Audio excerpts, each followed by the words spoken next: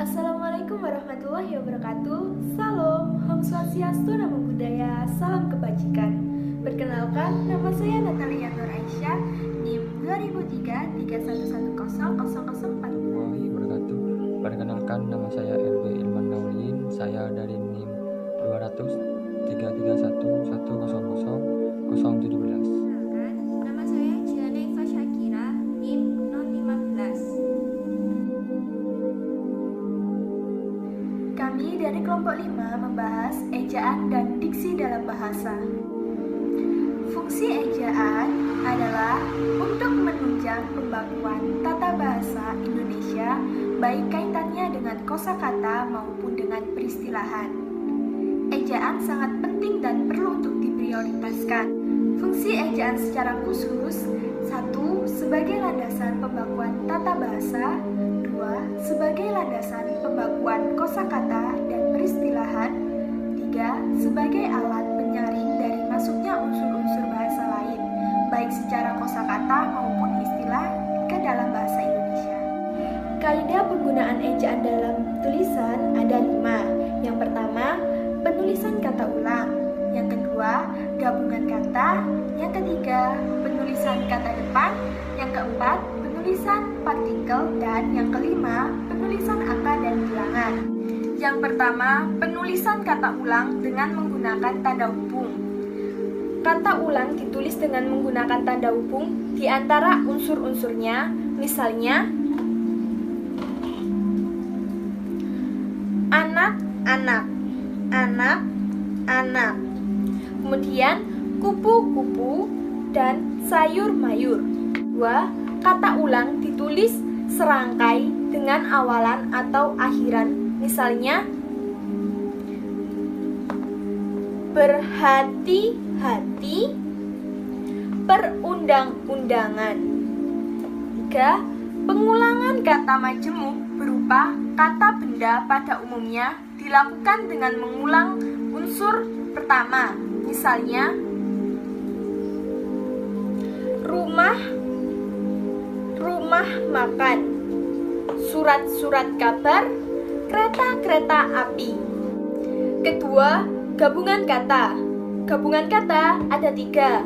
Pertama, gabungan kata mesti ditulis terpisah jika gabungan kata tersebut merupakan kata majemuk atau istilah khusus. Misalnya, orang tua, anak kucing, nikah siri. 2. Gabungan kata yang berpotensi menimbulkan salah persepsi mesti ditulis dengan menggunakan tanda hubung. Misalnya, anak, tanda hubung istri, pejabat itu tengah diperiksa oleh pihak kepolisian. Nah, anak tanda hubung istri maksudnya anak dan istri.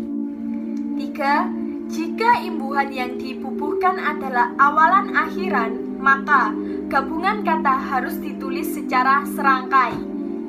2 imbuhan sekaligus, misalnya kau harus memperjuangkan semua perbuatanmu di hadapan pengadilan.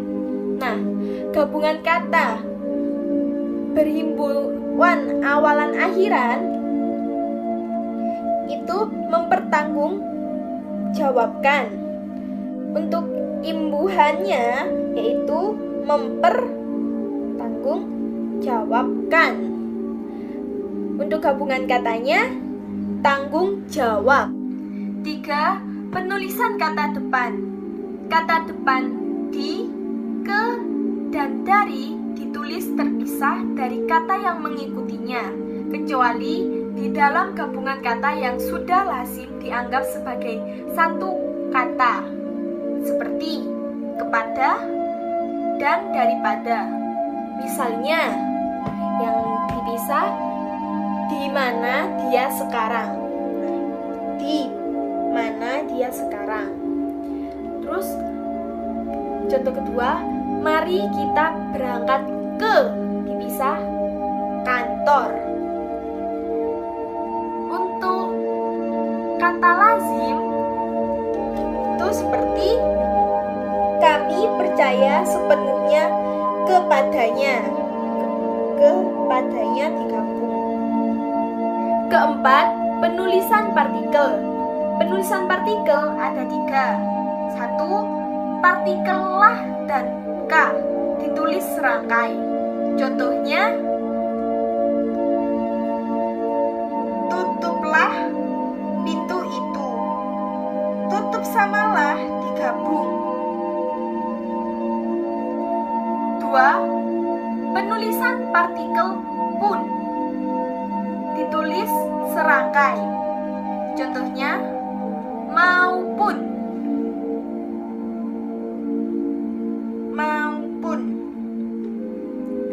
Kalau partikel pun yang memiliki arti harus ditulis terpisah. Contohnya, adapun, artinya ada juga. 3. Penulisan partikel per yang ditulis terpisah adalah yang memiliki arti tiap-tiap, demi, mulai, dan dengan. Di sini saya akan mencontohkan yang per. Contoh, harga tanah di Jawa sudah berkisar di angka 300 per meter. Nah, per meter dipisah. Contoh kedua, mahasiswa diminta keluar ruangan kuliah 1/1. Untuk partikel per yang ditulis serangkai jika memiliki arti dibagi. Contohnya, 2/3 hartanya habis untuk berjudi. Nah, per-3-nya itu digabung karena memiliki arti dibagi. Kelima, penulisan angka dan bilangan. Penulisan angka dan bilangan ada 7. 1. Bilangan dalam teks yang dapat dinyatakan dengan 1 atau 2 kata ditulis dengan huruf, kecuali jika dipakai secara berurutan. Untuk yang ditulis dengan huruf, contohnya, mereka menonton drama itu sampai 3 kali. Nah, itu ditulis dengan huruf. Untuk yang angka, kendaraan yang dipesan untuk angkutan umum terdiri atas 50 bus, 100 minibus, dan 250 sedan. Itu ditulis dengan angka. 2. Bilangan pada awal kalimat ditulis dengan huruf. Contohnya, 50 siswa teladan mendapat beasiswa dari pemerintah daerah. Nah, 50-nya itu nggak boleh ditulis dengan angka, harus dengan huruf. 3. Angka yang menunjukkan bilangan besar dapat ditulis sebagai dengan angka supaya lebih mudah dibaca. Contoh, dia mendapatkan bantuan 250 juta rupiah untuk mengembangkan usahanya. 250 itu ditulis dengan angka. Contoh kedua, perusahaan itu baru saja mendapat pinjaman 550 miliar rupiah. Lah, 550 itu ditulis dengan angka. 4. Angka dipakai untuk menyatakan ukuran panjang, berat, luas, isi, dan waktu, serta nilai uang. Contohnya, 0,5 cm, 5 kg, 10 liter. Nah, itu ditulis dengan angka. 5. Angka dipakai untuk menomori alamat seperti jalan, rumah, apartemen, dan kamar. Contoh, Jalan Tanah Abang 1 nomor 15. Nah, itu seperti ini. Itu seperti ini. Jalan Tanah Abang 1 nomor 15. 6. Angka dipakai untuk menomori bagian karangan atau Bab ayat 10. kitab suci. Contohnya, pasal 5 halaman 252. Penulisan bilangan dengan huruf dilakukan sebagai untuk 30 itu gini, untuk 1/2 itu setengah atau 1/2. Untuk penempatan ejaan dalam tanda baca, kalimat yang baik harus didukung oleh penggunaan tanda baca. Pertama, ada tanda titik. 1. Digunakan pada akhir kalimat yang bukan pertanyaan atau seruan. Contoh, saya tinggal di Mojokerto. Nah, belakangnya ada tanda titik. Kemudian, 2. Digunakan di belakang angka atau huruf dalam suatu bagan atau daftar. Contohnya, A titik pendahuluan, 1 titik latar belakang. 3. Digunakan untuk memisah angka, jam, waktu, dan detik. Contoh, ia berjalan selama 3 jam 15 menit 12 detik. Nah, gini. 3.15.12. Digunakan dalam daftar pustaka. Contoh, Alwa Hasan 2002 Azab dan Sengsara 2 tanda koma. 1. Digunakan di antara unsur-unsur perincian atau pembagian. Contohnya, kami membutuhkan kertas, gunting, lem, dan pensil warna. 2. Digunakan untuk memisahkan kalimat setara perlawanan yang satu dari kalimat setara berikutnya yang didahului kata seperti tetapi, melainkan, dan sedangkan. Contohnya, ia berusaha sekuat tenaga, tetapi pendapatannya tidak cukup untuk biaya hidup keluarga.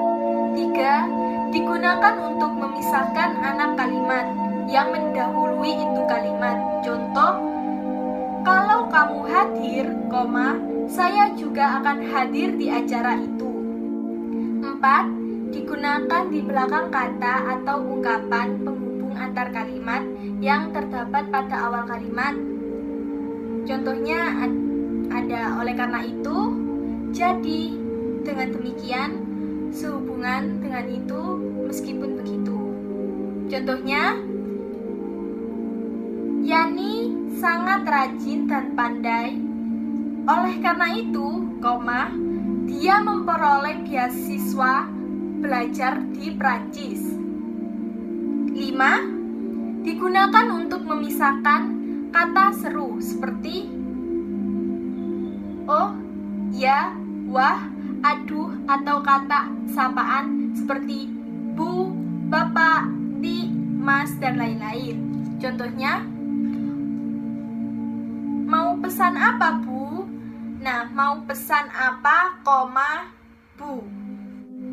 Digunakan untuk memisahkan petikan langsung dari bagian kalimat. Contohnya, Doni gembira sekali, kata Rudi.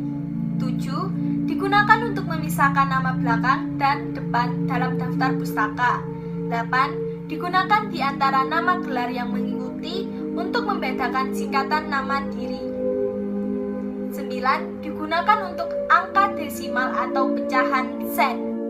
3. Tanda titik koma digunakan untuk mengakhiri pernyataan perincian dalam kalimat yang berupa frasa atau kelompok kata. Contohnya, berkewarganegaraan Indonesia, belakangnya ada titik koma. 2. Digunakan untuk memisahkan dua kalimat setara atau lebih apabila unsur-unsur tiap bagian itu dipisah oleh tanda baca dan tanda hubung. Contohnya, ibu membeli buku, pensil, dan tinta, titik koma, baju, celana, dan kaos, titik koma, pisang, apel, dan jeruk. 4. Tanda titik 2. 1. Digunakan pada akhir suatu pernyataan lengkap yang diikuti rangkaian. Contohnya, anak-anak yang menjadi korban banjir memerlukan peralatan tulis. Titik 2. Buku tulis, buku paket, pulpoin, dan pensil. 2. digunakan sebagai kata atau ungkapan yang memerlukan perincian. Contohnya, tempat (2), ruang sidang, hari (2), Selasa, 28 Maret 2013. 3. Dapat digunakan dalam naskah drama sebuah kata yang menunjukkan pelaku dalam percakapan. Contoh, Ibu (2) bawa buku ini, Nak. 5. Tanda hubung digunakan untuk menyambung suku-suku kata yang terpisah oleh pergantian baris. 2. Digunakan untuk menyambung unsur kata ulang. 3. Digunakan untuk menyambung tanggal atau kata yang dieja. 4. Digunakan untuk merangkai dengan kata berikutnya yang dimulai dengan huruf kapital. 6. Tanda tanya. 1. Digunakan pada akhiran kalimat tanya. 2. Digunakan untuk menyatakan bagian kalimat yang disangsikan atau yang kurang dapat dibuktikan kebenarannya. 7. Tanda seru digunakan untuk mengakhiri ungkapan atau pernyataan berupa seruan atau perintah. 8. Tanda petik. 1. Digunakan untuk mengapit petikan langsung yang berawal dari pembicaraan, naskah, atau bahan penulis lainnya. 2. Digunakan untuk mengapit judul puisi, karangan, atau bab buku yang digunakan dalam kalimat. 3. Digunakan untuk mengapit istilah atau kata yang mempunyai arti khusus. 9. Tanda petik tunggal digunakan untuk mengapit petikan yang terdapat dalam petikan lain. 10. Tanda kurung digunakan untuk mengapit tambahan keterangan atau penjelasan. 11. Tanda garis miring digunakan dalam nomor surat, nomor pada alamat, dan penandaan masa tahun atau tahun ajaran. 11. Tanda garis miring digunakan dalam nomor surat, nomor pada alamat, dan penandaan masa tahun atau tahun ajaran. Kata adalah satuan bentuk terkecil dari kalimat yang dapat terdiri sendiri dan mempunyai makna. Kata-kata yang dibentuk dengan menggabungkan huruf atau menggabungkan morfem dan baru diakui sebagai kata bila gabungan tersebut mempunyai makna. Bentuk kata ada dua, yaitu 1. Kata bermorfem tunggal atau kata dasar. 2. Kata bermorfem banyak atau kata berimbuhan. Kata dibagi menjadi 5. 1. Verba atau kata kerja, kata yang menyatakan perbuatan, tindakan, proses, dan keadaan yang bukan merupakan sifat atau kualitas. 2. Adjektiva atau kata sifat, kata yang berfungsi sebagai atribut sifat bagi nomina atau orang, benda, atau binatang. 3. Adverbia atau kata keterangan. Adverbia adalah kata yang menerangkan verba, adjektiva, nomina, adverbial lain, fase profesional, dan juga seluruh kalimat. Benda atau nomina, kata benda disebut juga nomina, adalah kata yang mencakup pada suatu benda, baik yang bersifat konkret maupun abstrak. Kata tugas. Kata tugas bukan nama jenis kata, melainkan kata kumpulan kata dan partikel. Kata tugas ada 5, yaitu 1. Kata depan, kata sambung, kata seru, kata sandang, partikel penegas. Diksi adalah pilihan kata, maksudnya kita memilih kata yang tepat untuk menyatakan sesuatu. Pilihan kata merupakan satu unsur yang penting, baik dalam dunia karang-mengarang maupun dalam dunia tutur setiap hari. Dalam pemilihan kata yang setepat-tepatnya untuk menyatakan suatu maksud, kita dapat lari dari kamus. Kata pembentukan dari luar melalui proses serapan. Pembentukan dari dalam bahasa Indonesia melalui dasar kata yang sudah ada. 1. Kesalahan pembentukan dan pemilihan kata.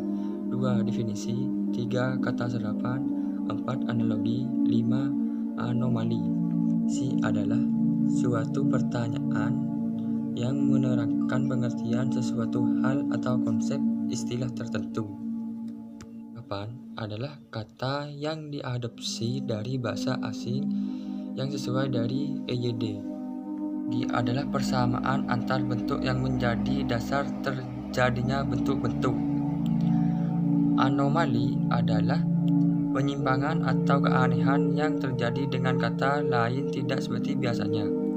Kesimpulan, diksi adalah ketepatan pemilihan kata dipengaruhi oleh kemampuan pengguna bahasa yang terkait dengan kemampuan yang memahami, mengetahui, menguasai, dan penggunaan kata aktif dan efektif kepada pembaca dan pendengar.